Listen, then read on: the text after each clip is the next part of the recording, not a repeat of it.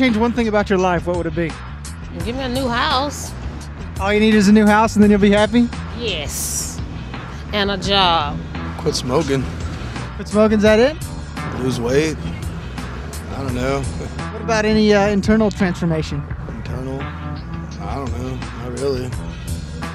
Like find a religion or something? Whatever. Nah, I'm not really looking for religion. What are you looking for? Nothing really. Is there anything you'd like to change about yourself? Not that I can think of right now. Perfect as is. Pretty happy the way it is. Well, I got, got the family and not hurting for money or food, so I'm happy. I got my Harley. If you could change one thing about your life, what would it be? Everything. Make sure I have a better diet and have better health. This year I'm gonna marry my lady. Be 20 pounds thinner. 20 pounds thinner, is that it? Yeah. Otherwise, I'm perfect. Perfect in every other way. Completely. Yep. What about you, buddy? I'd like to be more mature. I'd like to be more productive, less lazy. How are you going to do that? I don't know, man.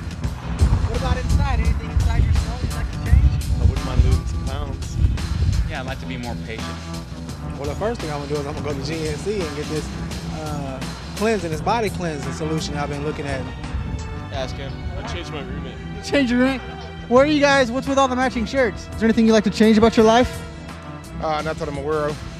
Any internal personal changes or transformation you'd like to see happen with a new year? Any resolutions? Not that I know of.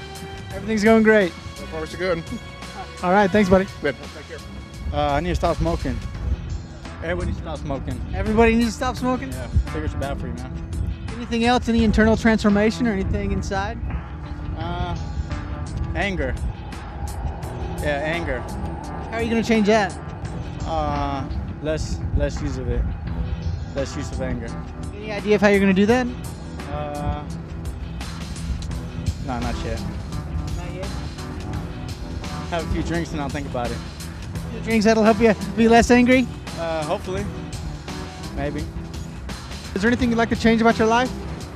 Well, just to become a more better and complete person. How do you do that? Continue to just, pray for the best and hope everything just works out. Any internal transformation you'd like to see happen? To be everything that God wants me to be.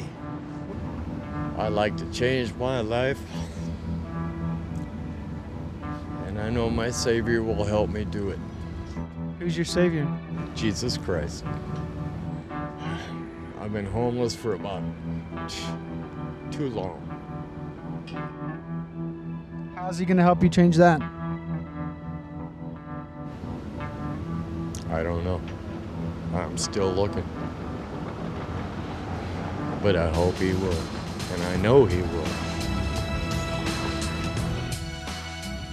I'd still like to have a total peace of mind. Be able to support my family and give them a decent life. How do you get peace of mind? Well, me personally, trusting God. Trusting God. How does that work? My spirit and my heart. What you believe. Whatever you believe, that's it. It ain't nothing hard, ain't nothing complicated. Just believe.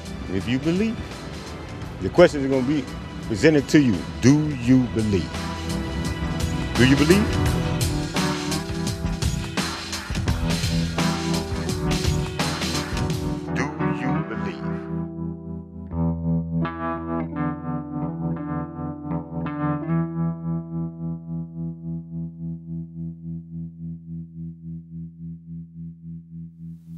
Good morning, Nexus friends, and welcome to another Sunday morning online, trucking through the fall, carrying on. Here we go. Last week we talked about poker and games, and I'm convinced that life is this mysterious and magical thing, and so often we lose sight of that. I mean, have you ever just paused and considered for a moment that we as humans, we play games? I mean, it's kind of odd when you stop and think about it. We like to play, which is funny when you entertain. Consider that thought. We humans do, we pause the regular flow of life to enter into these magical circles of play. Worlds, imaginary worlds with sets of rules and objective, these places of play where we suspend belief and enter into the alternate reality of a game. And this is a deep part of human nature. We have always been creatures who play, and even when games are infuriating to us, we consider them fun. Moreover, we humans, we take a lot of pride, don't we, in how well we play. There's a certain satisfaction, right, that comes from winning a game. Doesn't matter if it's poker, Monopoly, even Crokinole, right? We like to play, but we also like to be good at playing. We play for fun. We pride ourselves on winning, at excelling at fun, you could say. And so we take our playing very seriously. And the whole thing is just a quizzical delight to me. We humans truly are curious creatures. But is there something to be learned from our love of play and games? Are there echoes of spiritual truth to be found in our gameplay and what it does to us? I mean, consider someone I talked about last week, Maria Konnikova.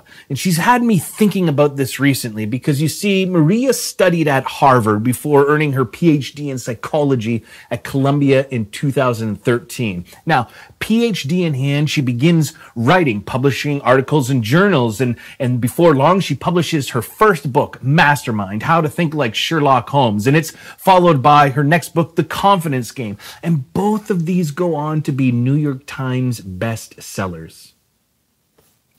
And so to this point in her life, Konnikova's work was largely based around examining how the human mind responds to conditions that involve both skill and chance. And it seemed to her that these two things, skill and chance, they make up a lot of human existence, our experience. And so understanding these two forces in life seemed to her to be the key to living well, you could say. And though, of course, she's got this successful career in psychology and writing, she decides to put her career on hold for 3 years in order to learn to play. She decided to test herself at the game of poker.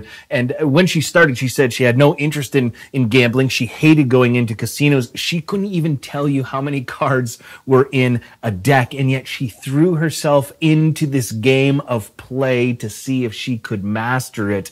And if she came at poker, was the thought, if she came at it from a psychological perspective, maybe she could become a pro within a year. Now, it ended up taking her 3 years to become a pro, to win a championship. But in her book, The Biggest Bluff, she recounts how her gameplay journey and what it revealed about playing games and how it speaks heavily to the human condition, to faith, and for me, even what it means to walk the Jesus path. And so I just want to sort of unpack for us a few of the insights coming from Konnikova around what it means to play, what it means to be involved in games, and what it teaches us about life. And the first sort of lesson she sort of brings is this: games, like life, have a way of rattling us. And when we are rattled as humans, we tend to make poor decisions. In poker or other games, this mindset, this condition is something called tilt.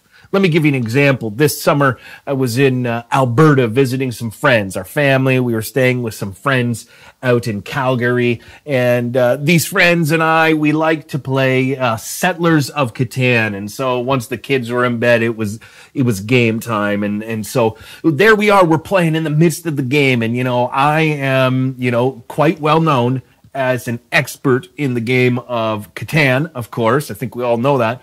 But I'm in the middle of this game, and I've got this mitt full of cards, right? But I can't really do anything with them. I just got random cards, but I got a ton of them. And so I'm wondering what to do. And the person's turn right next to me, her name was Helen. She's wondering what she's going to do too. And she blurts out, "Oh, I've got so much ore I got to get rid of." And that's exactly what I needed. I knew I need to build cities if I'm going to win this game. And so her and I, we start trading. So I'm trading away my sheep, my brick, my wood. I'm giving it all to her in exchange for her ore. And I'm feeling great. By the end of our trade, a partnership, I have 6 ore and 4 wheat. I have enough when it comes to my turn to build 2 cities. When it's my turn, I am ready to go. The game is going to be mine. And just as I'm getting excited at the prospect of yet another win, what does Helen do but pull out a Monopoly card, and she says, I'm taking everyone's ore.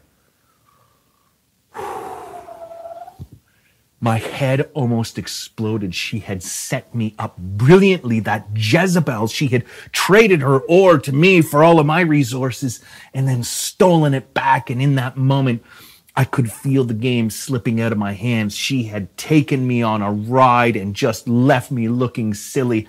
And that's when things started getting crazy, because now I'm sort of losing my mind. I know I've been had.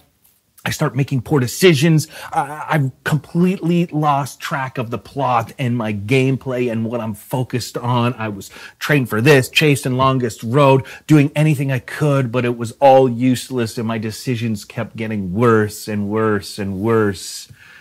And eventually, I lost. This sort of thing happens in games all the time. If you play poker long enough, you will see this in almost every single game. There's a moment where somebody will bet big on their hands and their cards are turned over and they've got the win. They've got it in their pocket. And then that river card comes and they lose the pot. It was theirs and now it's gone. And you can see people's minds just shift. They've lost track of the plot line and now they keep making worse and worse decisions, losing more and more money. Maria Konnikova says this about tilt. If there's one thing that poker pros can agree upon, it's that tilt has taken down more poker players than anything else in history. Tilt is the state of mind where players become frustrated and mentally or emotionally confused and fatigued. Experiencing it can lead players to become overly aggressive. You'll be surprised how many pros practice getting out of poker tilt through real life tilt. Knowing when to walk away from a negative aspect of your life is the epitome of happiness and satisfaction. Games, like life, can rattle us, throws us into this mental state of tilt where we're frustrated, we're confused, we're fatigued, and we start making poorer and poorer decisions because we've lost track of the plot line. And as Maria explains, any game master, any pro has to master the head game in order to find success. It's the same in life. We have to learn to keep the plot line in front of us even when we're frustrated or weary or we've got that bad beat in life. To master games, to master life, you have to master the headspace. Know where your head is at, know when you are on tilt, and adjust. And I can't think of a time in my life where this might be more important than now, because today we live in a world, you could say, of bad beats, bad news. And the result is, I think most of us feel some level of fatigue these days, confusion, frustration. I mean, how could we not? We live in a world that feels like the whole world is on tilt. We live in this world of doom. Consider these words from Andrew Root. Even in my relatively short lifetime, there have been multiple existential threats to the West and modernity itself. To name just a few, I've been told to worry about nuclear holocaust, Y2K, financial collapse, Islamic terrorism, global warming, fake news, and a global pandemic. Those are only the major crises. News shows report hundreds, even thousands more crises. We have a child obesity crisis, a debt crisis, a housing bubble crisis, a bee crisis, an opioid crisis, a financial crisis, an antibiotic resistance crisis, an internet security crisis, and many more crises to concern us. Modernity is never absent pending doom. This is the age that we live in, the age of impending doom, you could say. We live in an environment that can rattle even the strongest of us, and it's doing something to our minds. I mean, remember the definition of tilt. Tilt is the state of mind where players become frustrated and mentally or emotionally confused and fatigued. I mean, let me ask you this question. Any of you feeling that? Feeling emotionally confused, fatigued, frustrated? I feel like all of us probably feel that to some extent or another, but it has a profound impact on us when we're in this emotional state, wrestling with it. What tends to happen in life, as in games, is we make poorer and poorer decisions. And as Maria reminds us, knowing when to walk away from a negative aspect of your life is the epitome of happiness and satisfaction. And that's the idea, knowing when and how to walk away from the negative. In poker, when you're on tilt, what it means is you should either leave the table for a bit or just continue folding hands until you find some sort of equilibrium up here. And the thing is, in life, we can't just walk away from this pandemic. There's some things that we can't just walk away from, close our eyes to, but others we can. And just because there are some things we can't control doesn't mean we have to feed those negative things in our lives. The recipe for success in games is keeping track of the plot line, not allowing our emotional state to ride the highs and lows of bad beats, but to stay focused, refuse to entertain or feed the negative. And it reminds me a lot of Paul's words to the church in Philippi. He's writing to them and he reminds them towards the end of his letter this: finally, beloved, whatever is true, whatever is honorable, whatever is just, whatever is pure, whatever is pleasing, whatever is commendable, if there is any excellence and if there is anything worthy of praise, think about these things. Keep on doing the things that you have learned and received and heard and seen in me, and the God of peace will be with you. The God of peace is with us, in particular when we refuse to feed the trolls, when we refuse to feed the negative and allow that to dictate our plot lines. We have to refuse to give into the negative these days, refuse to indulge in it, instead focus on where the plot line is. And in a time like ours, I think we would all do well to remember to concentrate, as Paul says, on what is good and true and commendable. The second lesson is this: know what you want. In the Gospel of John, Jesus' very first words in that gospel, they come, as perhaps should not be a surprise, they come by way of question. Jesus' first words in the gospel are actually a question. And I find this exchange with Jesus both funny and telling. Here's how it goes down. The next day, John the Baptist was there again with his 2 disciples. And when he saw Jesus passing by, he said, "Look, the Lamb of God." When the 2 disciples heard him say this, they followed Jesus. And turning around, Jesus saw them following and asked, "What do you want?" And they said, "Rabbi, where are you staying?" "Come," he replied, "and you will see." Fascinating question. What do you want? What do you really want? And in the story, you get the sense that these disciples are caught off guard by the question, right? Like they don't really know how to respond. It's like, "What do you want?" I don't know. Where are you staying? It's kind of a silly question. They don't know what they want from Jesus. They don't know what they want. They just know that they find this Jesus compelling. There's a certain hope in him. But as for what they really want, they're not quite sure. And so often I think it's the same for us. We don't know what we really want. And Jesus' response to these confused disciples is that the answer to what they want will be found eventually in following him. And though they might not be able to articulate it yet with their minds, though they might be confused, Jesus' response to them is, "Okay, well, come and follow me."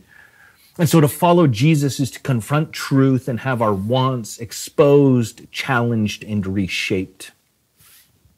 That question from Jesus echoes through the centuries down to us this morning. What do you want? For those of us traveling the Christian path, what do you really want? What do you want from Jesus? What do you want from life, from faith, from relationships? What do you want? Can you even answer that question? Can I? And the challenge, I think, for many of us today is that we're confused about what we truly want in life. And if there's anything that exposes this to us, it's games. Games have a way of exposing to us that we're confused about our wants. Way back in the early days of Nexus, we had ourselves a game day, a tabletop game day, and oh, was it ever fun and exciting. And I found myself at a table playing Settlers with the good Sir Brian Garden. What a wonderful fellow this guy is, right? Anyone who knows Brian knows there's so much to love about him. And yet I would learn that day, this man, this lovable man, is also very confused.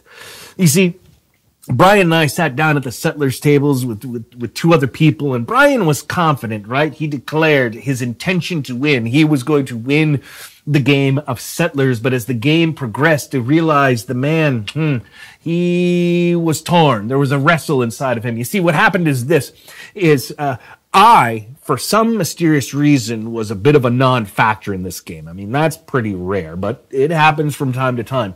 So I was sitting in the middle of this game at 3 points. Now, you got to get to 10 in Settlers, and another player at the table was at 5 points, and the leader was at 7 points, and Brian was at 6 points.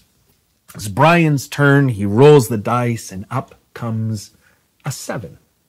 Now, in Settlers, a 7, of course, means that you get to move the robber, put it on someone's resources, rob them of that, and then you get to take a card from them. Now, any rational player who wanted to win this game of Settlers would have seen the obvious move. The only rational move would be to put it on the player who's in the lead with 7 points. That's the optimal strategy, you could say, for playing this game. You attack those who are your closest competitors. But I could see this moment where Brian picked up the robber and his mind was rattled. He picked it up and he put it on me. Devious little fella. Because you see, what happened at this table was this. When Brian sat down at the table, he thought what he wanted was to win. But what he realized in that moment is that what he really wanted, what he wanted even more than winning himself, was to see me lose. Now, in game theory, this is called utility maximizers, which is just a fancy way of saying this. If you've got two choices in front of you, generally you're going to pick the one that makes you most happy, you could say. You will take the choice that benefits you most. But here's the thing.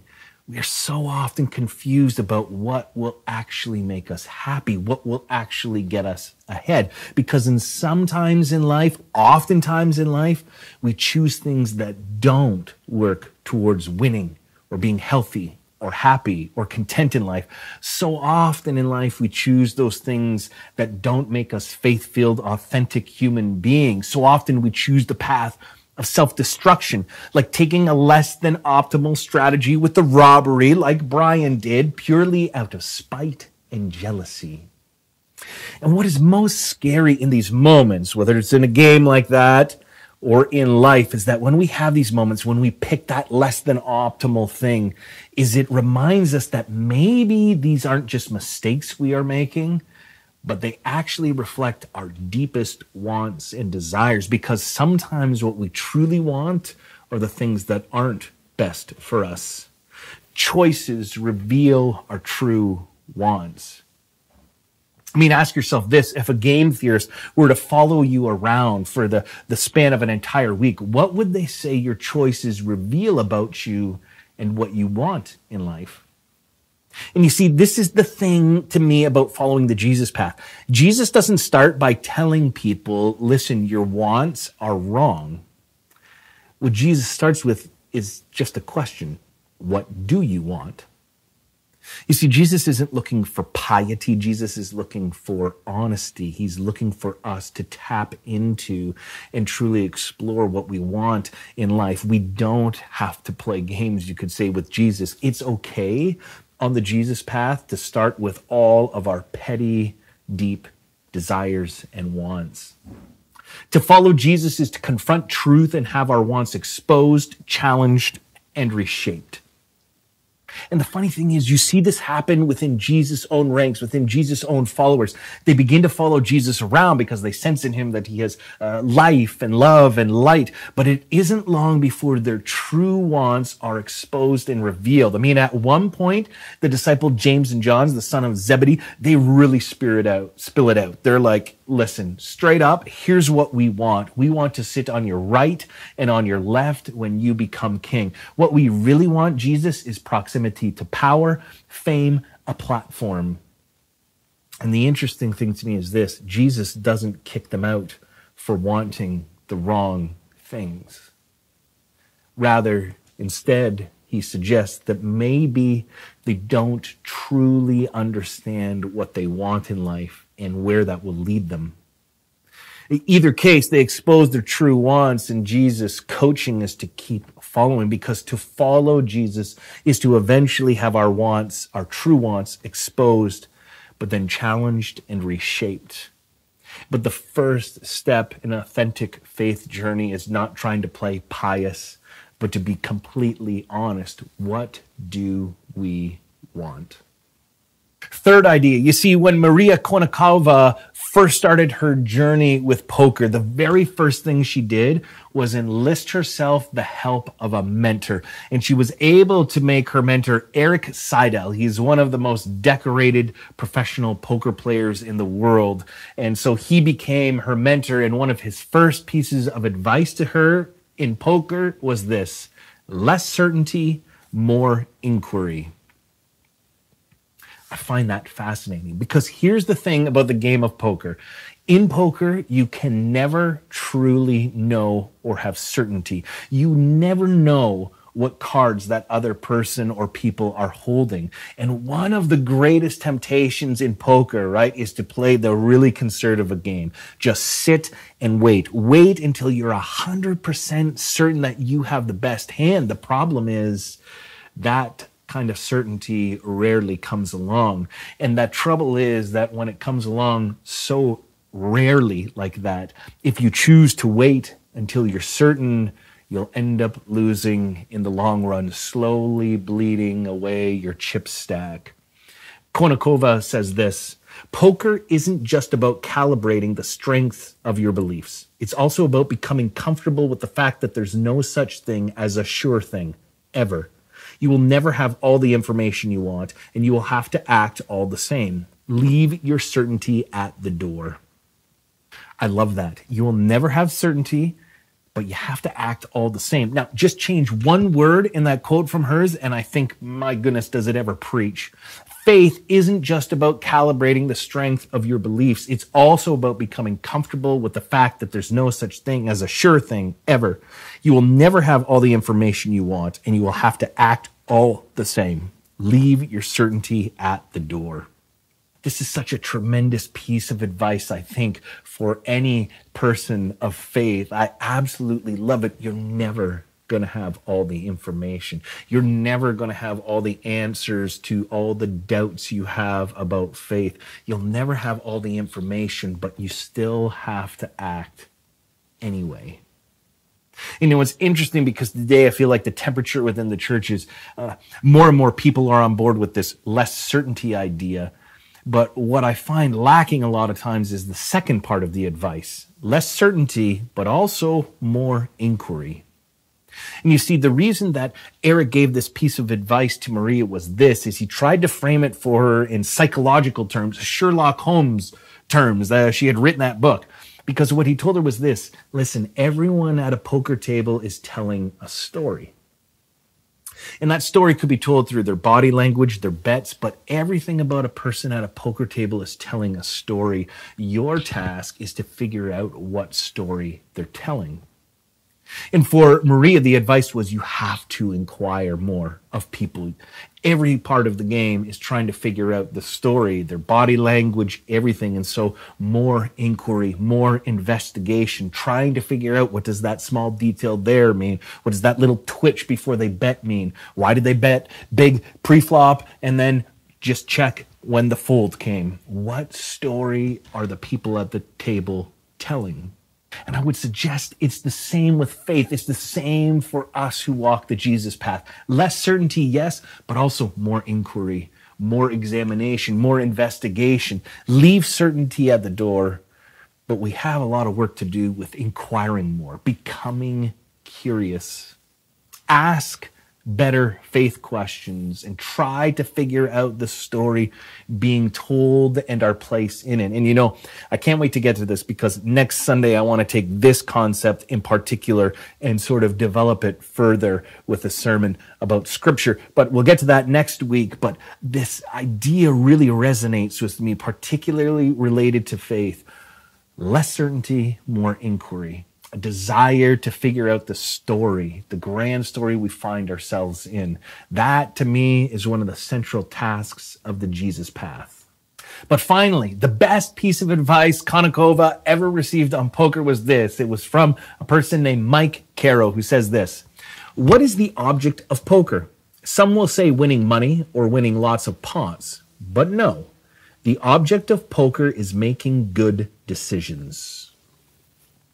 This was the piece of advice that really propelled her vision of becoming a poker pro. Instead of aiming to win, there's so much pressure with that. Every hand became, what is the wise decision to make here? She turned her game from, I must win, to, how do I make the best decisions? And it worked a lot of the time. It helped her develop patience and skill. It helped her know when to fold and when to play something. And eventually, lots of time, effort, practice, she won a championship.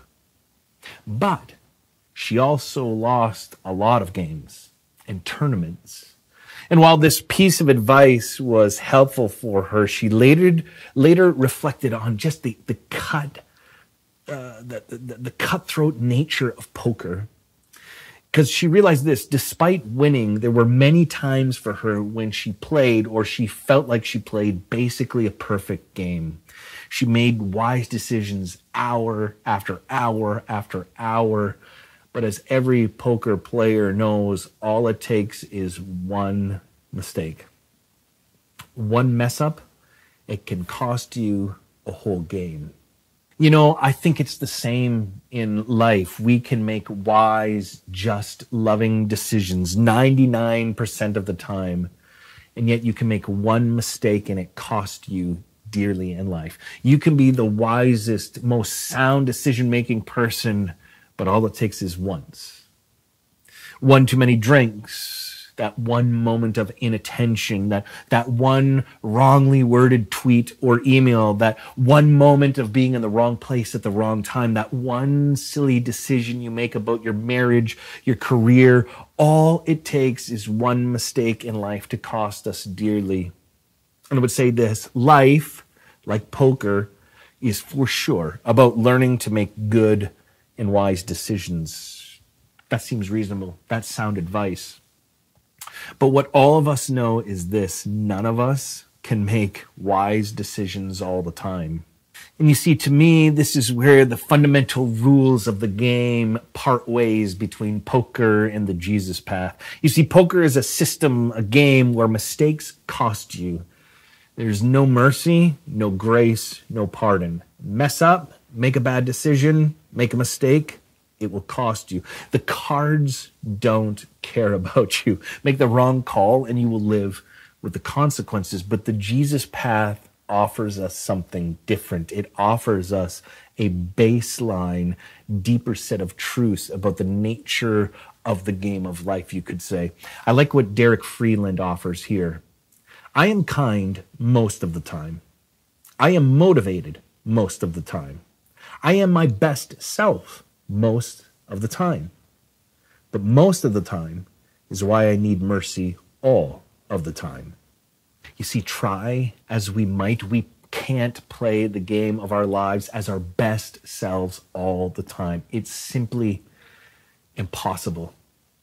We're human, we're finite. Eventually, all of us grow fatigued, confused, tired, and when we do, we end up making mistakes. In poker and in life, we have to live with the consequences of those decisions. But what the Jesus path teaches us is that our system, the world we believe we live in, where the rules are made up of skill, chance, action, and consequence, that's not actually the deepest set of rules about our cosmos. The final word, the baseline set of rules in the cosmos that Jesus now reigns from because of the cross is mercy, pardon, forgiveness, grace.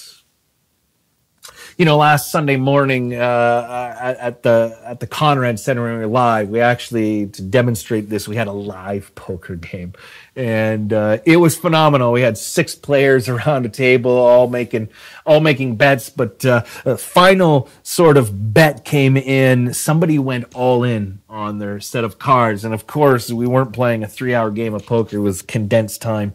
And obviously, I think because of the crunch nature of time, 4 people from that table went all in, and they were playing with real money because that's the nature of poker. Real money, you got to have skin in the game, and it comes with consequences. So 2 people folded, and 4 people were all in, each of them for $20. And the cards were turned over, and the winner turned out to be Mary Affable. She won herself a cool $80. It was amazing sort of living parable illustration of having skin in the game. But at the end of Sunday morning, I went to her to cash out her money, give her money, and she simply said, "I can't do it, Brad. Give everyone back their money." You know, it's interesting. It's such a perfect metaphor for me because I was trying to illustrate last week skin in the game, and that comes with consequences. And yet Mary plays the Christ figure and says, yes, that's how poker works. That's how life works. But Jesus' kingdom works differently. The final word isn't action and consequence. The final word is grace. And so everyone received their money back at the end of the morning. It was just perfect. And you see, life, in my estimation, truly is like a game. You learn, you grow. Hopefully, over time, you learn to make wiser and wiser decisions. And you realize, of course, when you understand the nature of skill and chance, you learn that a lot of what we've gained or achieved in life is, like most games, a combination of skill and luck. And like games, we come to understand that in life, mistakes can be costly. And yet, what the Jesus path offers us, what it's whispering, is that there's a glitch in the matrix. We might think that life is governed by skill and chance. We might think that at the root of things, life is bare minimum, a set of actions and consequences. But the deeper truth of the cosmos, the Jesus path tells us, is that beyond skill, beyond chance, beyond action and consequence is a deeper magic, a deeper set of rules, and it's called grace. Grace. And the testimony of grace is this: our identity and our fate, at the end of the day, it's not governed by how much skill we have. It's not governed completely by luck of the draw. Our identity and fate is not defined by the amount of good choices we make in comparison to our mistakes. No. Our fate and identity is governed by grace and grace alone. As we end this morning, if you have communion elements with you, go ahead and get some wine, bread, wine substitutes on your own this morning. Take some time, pause, consider, allow the bread and wine to be a reminder to you that we don't live in a closed system universe that's governed by skill, chance, action, and consequence. But at the end of the day, we believe in a God of grace, and grace always has the final word. As you take the elements, remember Jesus, on the night he was betrayed, took the bread, took the cup, and then he said to his disciples, "Take this bread and eat. This is my body. Do this in remembrance of me." And then he took the cup and he said, "Take, drink. This is my blood shed for you." This morning, as you take the communion elements on your own, give yourself some time to reflect on the nature of life, the nature of games, and the beauty of living in a cosmos that is ultimately structured around grace. Friends, thanks for joining us again this morning. I hope you have a terrific weekend. Until next Sunday, go in peace.